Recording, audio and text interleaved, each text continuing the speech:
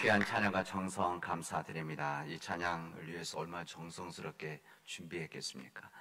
귀한 정성이 하나님 앞에 드려지기를 원합니다.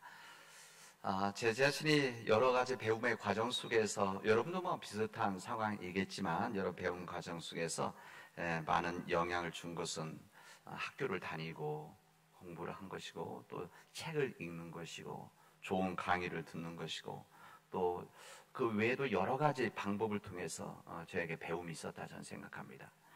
근데 그 중에 좋았던 여러 가지 방법 중에 한 방법은, 제가 좋은 사람들을 만나고 생각이 열린 사람들을 만난 거, 그리고 다양한 사람들을 만나서 그 사람들로부터 정말 귀한 새로운 것들을 배웠던 것이 저에는 큰 배움의 도움이었다, 저는 이 시간 말씀을 드립니다.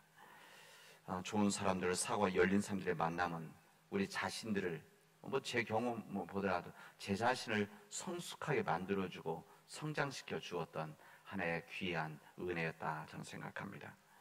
여러분 스스로 자신을 평가하고 얼마나 내가 어떤 삶을 살아왔는가 스스로 평가할 때, 내가 얼마나 많은 사람들, 얼마나 다양한 사람들, 또 훌륭한 사람을 만났는가, 이것을 평가해 보면 됩니다.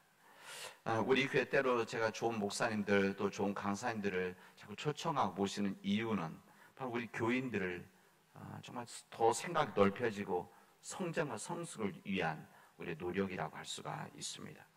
요즘 인터넷을 통해서 여러 가지 좋은 사람들의 이야기, 또 특히 지도자들의 이야기를 들을 수 있는 기회들이 많이 있습니다. 제가 그런 지도자들의 이야기를 좀 관심 있게 듣고, 그 사람들 어떤 생각하고 어떤 삶을 살아가는가, 이것을 관심 있게 듣는데, 제가 몇 년 동안 그런 관심 갖고 들으면서 깨달은 것 중에 하나가, 좋은 지도자들 일반 사람 차이가 무엇인가. 좋은 지도자들은 제가 이렇게 얘기를 들으면서 무엇을 깨달은, 이 사람 자신이 하는 일에 대한 소명의식을 가지고 있는 사람들이다, 이런 것을 깨닫게 되어집니다. 자신 하는 일에 대해서 이것은 하늘이 부여한 정말 내가 해야 되는 일이다. 그리고 또한 성격은 온유한 사람들, 겸손한 사람들이라는 것이고, 또 한 가지는 포용성, 이것을 받아들일 수 있는, 사람들이 이해하고 받을 수 있는, 이 세 가지가 바로 좋은 지도자들이 가지고 있는 성품이라는 것을 제가 알게 되어집니다. 좋은 사람들 만남 속에서 포용성이 있는 사람들, 그리고 겸손한 사람들, 그리고 자신의 일에 대해서 소명감을 가지고 일하는 사람들이다 말할 수가 있습니다. 여러분, 소명의식이라고 하는 것은 부름받은 것이라는 거죠. 이 소명의식이라고 하는 것은 우리 믿음 안에서 고백되어지고 이야기되어지는 일이기도 하지만, 세상에 나가서도 똑같은 일이다 저는 생각이 되어집니다. 여러분, 직장이나 일터에서 자신이 하는 일에 소명을 가지고 있다고 하는, 부름을 받았다라고 하는 그 일이 어떤 일이든지 간에 그런 사람들은 그렇지 못한 사람 일하는 데 차이가 있습니다. 민족과 국가를 위해서 일한 지도자들 가운데 정말 민족의 부름을 받았다고 생각하는 사람들 일하는 것과, 자신의 명예와 권력, 자신이 가지고 있는 탐욕을 위해서 일한 지도자들, 큰 차이가 있습니다. 이 부름을 받았다고 하는 사람들은 소명 가지고 있는 사람들이죠. 그 사람들은 하는 일에 대해서 애정을 가지고 있기 때문에, 그리고 그 소명 가지고 있는 그 일에서 열정을 가지고 있기 때문에 최선을 다하게 되어집니다. 자기가 하는 일에 대해서 책임감을 가지고 일하고, 뿐만 아니라 자기 하는 일에 집중하기 때문에 창조적인 생각을 가지고 그 일을 하는 것을 우리는 보게 되어집니다. 그러나 부름이 없이, 소명감이 없이 일하는 사람들은 그냥 월급을 받고 생활의 도구로 일하는, 또 자신의 생활의 편리함을 일하는 사람들이기 때문에 적극적인 마음들이 없게 되어집니다. 그냥 어제와 같은 오늘, 오늘과 같은 내일을 그냥 살아가는 것이죠. 여러분, 일에 대한 열정과 애정이 없으면 그냥 자기가 주어진 일만 합니다. 그리고 그것을 만족하죠. 그리고 그것에 대해서 그냥 유지를 해나가게 되어집니다. 집중하지 않기 때문에 항상 제자리에 머물게 되어집니다. 소극적인 일을 하기 때문에 성장과 성숙을 할 수 없고 다른 사람들에게 그런 영향을 주게 되어집니다. 그런 사람들은 항상 불만 속에서 일을 하죠. 하나님께서는 주님이 일을 할 때는 항상 사람을 불러서 일을 맡기셨습니다. 구체적인 하나님의 나라의 역사를 시작할 때는 꼭 하나님께서 사람 불러서 그 일을 이루시죠. 하나님의 말씀이면 불가능이 없으신 하나님이시기 때문에, 전능하신 하나님 때문에 하나님 말씀만으로 모든 일들을 다 이룰 수도 있습니다. 그러나 하나님은 일을 하실 때는 꼭 사람을 불러서 일을 하셨습니다. 하나님의 역사를 위해서 갈대아 우르 하란에 있던 아브라함을 불러서 하나님의 역사를 시작하게 해주십니다. 이스라엘 민족이 애굽에서 노예로 삶의 고통으로 신음할 때 하나님께서는 모세를 선택하셔서 모세를 준비시키고 그 모세를 통해서 이스라엘 민족들을 해방을 시키는 놀라운 역사를 만들게 되어집니다. 이스라엘 민족이 약속의 땅에 들어갈 때, 광야 생활을 마치고 들어갈 때 하나님께서는 다시 여호수아라고 하는 한 사람을 선택을 해서 그를 통해서 하나님의 위대한 역사를 만들게 되어집니다. 예수님은 하나님의 나라를 이루기 위해서 12제자를 주님 부르셨습니다. 뿐만 아니라 하나님께서는 우리 조선 땅에 복음을 전하시기 위해서 1885년 이 땅에 젊은 선교사였던 언더우드, 아펜살라 두 선교사를 이 땅에 보내셨습니다. 하나님은 항상 주님이 일을 감당하실 때는 사람을 불러서 일을 하십니다. 하나님의 사람을 부르시는 하나님의 역사를 감당해야 되기 때문에 하나님은 오랜 시간 동안 훈련을 시키시고 다듬어서 주님의 일을 맡기시게 됩니다. 뿐만 아니라 정결케 만드는, 거룩함을 만들어나는 과정을 주님은 쓰시게 되어집니다. 오늘 우리가 읽은 이 구약의 말씀이 이사야서 말씀입니다. 이사야서 말씀은 이사야 선지자가 소명을 받을 때 믿음의 고백과 역사를 우리에게 알려주십니다. 이사야 선지는 이 유다왕 우시아 때부터 히스기야 왕까지 주님의 말씀을 전했던 예언자입니다. 선지자죠. 예언자입니다. 근데 그때 이 예언자가, 선지자가 대언자입니다. 하나님의 말씀을 대신했던 대언자가 평탄한 시대가 아니었었습니다.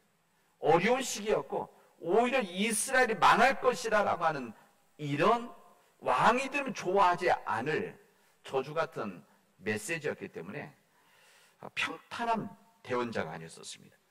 그러나 이스라엘 동족들에게 참담한 심판의 메시지를 선포하는 어려운 사명이 그에게 주어져 있었기 때문에 그 사명이 있었습니다. 하나님을 만나는 체험을 하고 하나님께서는 부정한 입술 재단의 불로 성경 보면 지지는, 그래서 정결케 만드는 그 과정을 아십니다. 그리고 나서 주님은 이렇게 주님 질문을 하시게 되어집니다. 내가 누구를 보낼까? 내가 누구를 보낼까? 누가 우리를 대신하여 갈 것인가? 주님은 이렇게 말씀하시고 질문하게 되십니다. 이때 죄 용서함을 받았던 이사야 선지자, 정결함으로 거룩해진 이사야 선지자가 이렇게 고백합니다. 내가 여기 있습니다. 나를 보내어 주십시오. 고백하게 되어집니다. 여러분, 주님께서 이사야 선지자에게 말했던 내가 누구를 보낼 것인가 라고 하는 이 주님의 질문은 이스라엘 민족과 그리고 뿐만 아니라 이사야 선지자에게 주시는 말씀이자 또 주님의 말씀을 역사를 감당했던 주의 종들이 하셨던 말씀은 내가 누구를 보낼 것인가? 하나님의 역사를 위해서 내가 누구를 보낼 것인가? 이 말씀은 우리 성경에 있는 이스라엘 역사에서 뿐만이 아니라 지금 우리가 살고 있는 우리 시대에 우리 믿음의 사람들에게 동일하신 주님 우리에게도 질문하시고 계십니다. 내가 누구를 보낼 것인가? 누가 우리를 대신해서 갈 것인가? 주님은 우리에게 말씀하십니다. 점점 흔들리고 무너져가는 우리 가정들, 우리 가정이 무너지고 있기 때문에 세상이 무너지고 있는 이 시대 속에서 그런 가정에 누구를 보낼 것인가? 우리에게 주님 말씀하십니다. 악이 점점 팽배해가는 우리 사회, 사랑이 메마르고 하나님 모르는 사람들이 점점 많아지는 이 세상에 누구를 보낼 것인가? 누가 우리를 대신해서 주님을 대신해 갈 것인가? 우리에게 말씀하십니다. 이 질문은 우리 교회에게도 주시는 주님의 질문입니다. 주님의 공동체 부받는 우리들에게 믿음으로 지켜나가지 못하고 흔들리는 우리 가정들을 위해서 우리가 누구를 보낼 것인가 라고 하는 이 교회 주신 주님의 질문이 지금 우리에게 주어지고 있습니다. 생명력이 있고 사랑이 있으면 창조의 일을 해야 될 우리의 직장들, 우리 일터들, 우리 섬기는 곳에 주님은 말씀하십니다. 누가 우리를 대신해서 그곳에 보낼 것인가? 주님은 질문하십니다. 우리의 선교지를 부름받은 우리 남원 사회, 물질적인 풍요로움을 위해서 인간의 탐욕이 점점 강해지고 있는 우리 남원의 땅, 그리고 우리 한국 사회, 이 남원과 한국 사회에 주님께서는 이렇게 말씀하십니다. 누가 우리를 대신해서 갈 것인가? 우리에게 질문하십니다. 이 주님의 질문 앞에 여러분 무엇이라고 대답하시겠습니까? 내가 여기 있습니다. 나를 보내어 주십시오 라고 응답하시겠습니까? 아니면 나는 그런 삶을 살아갈 수 없습니다. 그런 삶을 살아갈 자신이 없습니다. 다른 사람을 찾아보십시오. 그렇게 대답을 하시겠습니까? 우리 사랑하는 믿음의 가족 여러분, 주님이 주신 믿음 안에서 주님이 지극히 사랑하신 우리 세상을 위해서, 우리 교회를 위해서, 우리 가정들을 위해서, 우리 삶의 일터를 위해서 주님께서 내가 누구를 보낼 것인가 라고 하는 주님의 간절한 이 목소리에 주님, 내가 여기 있습니다. 나를 보내어 주십시오. 부족하지만, 죄인이지만 제가 주님의 일에 쓰임을 받을 수 있다고 한다면 주님의 도구로 써 주십시오라고 믿음의 고백을 하는 우리 사랑하는 교우들이 되어지기를 바랍니다. 우리가 그런 삶을 살아가기에 부름받은 우리들은 그런 하나님의 사람들입니다. 우리들은 이 주님의 부르심이 단순히 교회 직분에 대한 이야기가 아니라, 우리 교회 직분은 이 교회 직분을 통해서 주님의 믿음의 공동체를 세워서 우리 공동체 안에서 다듬어진, 세워진, 성숙해진 하나님의 사람들 이 세상에 보내야 되는 사명이 우리에게 있는 거 아니겠습니까? 그래서 주님께서 우리 교회를 부르신 것입니다. 그리고 이 일을 위해서 목회자를 부르신 것이고 직분 있는 자들을 주님께서는 부르신 것입니다. 하나님은, 처음 말씀드렸죠, 하나님은 사람을 통해서 일하십니다. 하나님이 하실 수 있어도 하나님은 항상 사람을 통해서 일하십니다. 하나님의 능력이 없어서 사람을 통해서 일하시는 것이 아니라 우리가 은혜 받고 하나님의 사람으로 살아갈 수 있도록 거룩한 영향력을 줄 수 있는 그런 사람들이 될 수 있도록 하기 위해서 사람을 통해서 일을 하십니다. 주님의 몸된 교회는 이런 부름을 받은 사람들, 이런 사명을 받은 사람들이 함께 모여서 믿음의 역사를 만들어 나가는 믿음의 공동체입니다. 이 초대교회, 오늘 읽은 이 사도행전의 말씀에 보면 이 초대교회에, 이 믿음의 공동체인 교회에 이 주의 종을 세워나가는 이 믿음의 역사를 우리에게 알려주십니다. 이곳에 목회자들이 있었고, 사도들이라고 했잖아요. 목회자들 있었고, 예수 믿는 제자들이 있었습니다. 그리고 여기에 오늘 내용에 보면 7명의 사람들을 선택을 하게 되어집니다. 여기 장로, 집사란 말은 없지만 이들이 사도들의 안수를 했다. 그러니까 지금 임직자들이다. 그러니까 지금 우리 표현으로 한다면 장로님들, 안수 집사님들, 아마 그런 귀한 믿음의 주의 종들이죠. 이때 이 주의 종들을 통해서 주님의 사역을 함께 나누고 주님 몸된 교회를 위해서 일한 주의 종들을 선택했던 겁니다. 이 7명 뽑혔던 이 주의 종들 가운데는 순교자들이 나왔고 주님 몸된 교회를 위해서 헌신한 자들이 나왔습니다. 그런데 여기 제가 오늘 이 말씀을 읽은 이유는 이 신도들이 여기 안수 집사들, 여기 7명의 집사들을 선택할 때, 이 주의 종들을 선택할 때 기준이 있었습니다.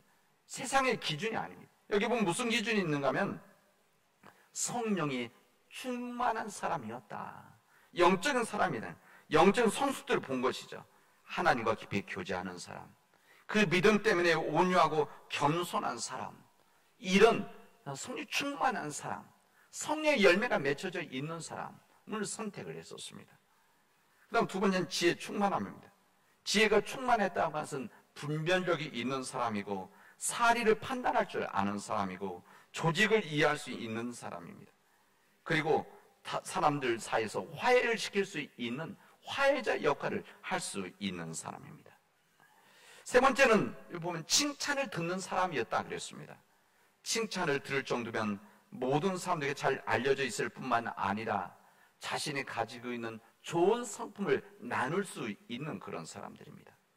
이런 사람들을 선택을 했다고, 그리고 그들을 통해서 선택받은 그들이 섬김으로 교회가 세워져 갔노라고 성경은 우리에게 증언해 주고 있습니다. 여러분, 이 말씀과 더불어서 우리 하나님은 완전한 사람을 찾으시는 것이 아닙니다. 우리 하나님은 완벽한 사람을 찾으시는 그런 주님이 아니십니다. 여러분, 이스라엘 민족의 위대한 역사를 만들었던 모세의 가장 뛰어나고 똑똑하고 그랬을 때는 나이 40대입니다. 궁전에서 교육받고 지도력을 배우고 세상을 배웠던 패기도 있었고 용기가 있었던 그때입니다. 그러나 주님께서는 그런 모세를 사용하지 않으셨습니다. 주님께서는 그런 모세를 40년 동안 광야로 내보내셔서 그곳에서 인간적인 힘을 다 빼버린 후에 이제 그 모세가 이제 인간의 힘으로, 인간의 능력으로, 인간의 지식으로 일하는 것이 아니라 저는 할 수가 없습니다. 저는 그런 능력이 없습니다. 하나님께서 도와주십시오. 이런 믿음의 역사가 있었을 때 그를 불러서 하나님의 역사를 만드셨습니다. 자신의 연약함을 알기 때문에 하나님의 능력에 의지하는 사람, 자신의 부족함이 있기 때문에 하나님의 은혜와 하나님의 능력에 의지하는 사람, 자신이 부족하고 우둔하기 때문에 하나님의 지혜를 간구하는 그런 사람들을 통해서 하나님은 역사를 해 주셨습니다. 이런 믿음의 사람들, 부름받은 사람들은 정말 편한 길, 이런 길을 걸어갈 수가 없습니다. 여러분, 주님의 일이라고 해서 십자가의 길을 걸어가는 거 아니겠습니까? 십자가의 길의 선택입니다. 그래서 오늘 이 요한복음의 말씀은 이렇게 주님의 일을 감당하는, 다시 주님의 일을 감당하는 이 베드로에게 이렇게 말씀하십니다. 내가 진실로 진실로 내게 이르노니 네가 젊어서는 스스로 띠띠고 원하는 곳으로 다녔거니와. 그러니까 무슨 말인가 하면, 젊었을 때는 원하는 대로 하고 싶은 데 다 했지만 그러나 늙어서 내 팔을 벌리리니 남이 내게 띠띠고 원하지 아니한 곳을 데려가리라. 이제 주님의 일을 감당하게 되어지고 주님의 길을 걸어가게 되어지면 그때는 내가 원하는 데를 다 가는 것이 아니라 내가 띠를 띄워줘서, 남이 내게 띠를 띄워서 내가 감당할 수 있도록 끌려다닌다. 그런 힘든 길을 걸어가는 것이다 말씀을 하셨습니다. 자신의 뜻대로만, 자신이 하고자 하는 대로 살아갈 수 있는 것이 아니라 주님의 역사를 위해서 원치 않는 길에서 십자가를 감당해야 하는 것이다, 이렇게 말씀해 주십니다. 사랑하는 우리 믿음의 교우 여러분, 우리들은 주님을 믿는 사람들이고 주님을 믿는 자들이기 때문에 사명을 받은 사람들이고 소명을 받은, 부름을 받은 사람들입니다. 우리가 어떤 일을 하든지 우리 교회 공동체 속에서 아니면 우리들이 일하는 일터 속에서 주님의 부르심에 대한 소명감을 가지고 그곳에서 주님이 주신 은혜로 여러분의 사명을 감당할 수 있기를 바랍니다. 여러분, 우리 교회는 이 일을 위해서 훈련하는 곳입니다.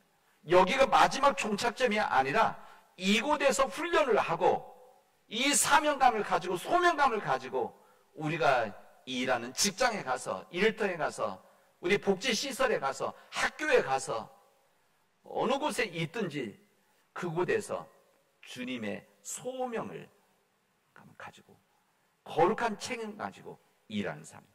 이때 하나님의 거룩한 영향력, 선한 영향력이 그곳에 전해지고 그곳에 하나님의 나라가 이루어지게 되실 것입니다. 이런 믿음의 길을 걸어가는 우리 사랑하는 믿음의 교우들이 되어지기를 주님의 이름으로 축원하겠습니다. 기도합시다.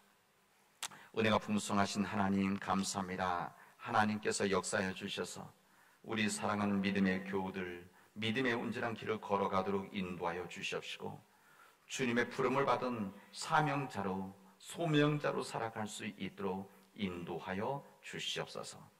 우리의 힘으로 아니 되오니 하나님께서 역사하여 주시옵소서. 모든 말씀을 예수님의 이름으로 기도합니다. 아멘.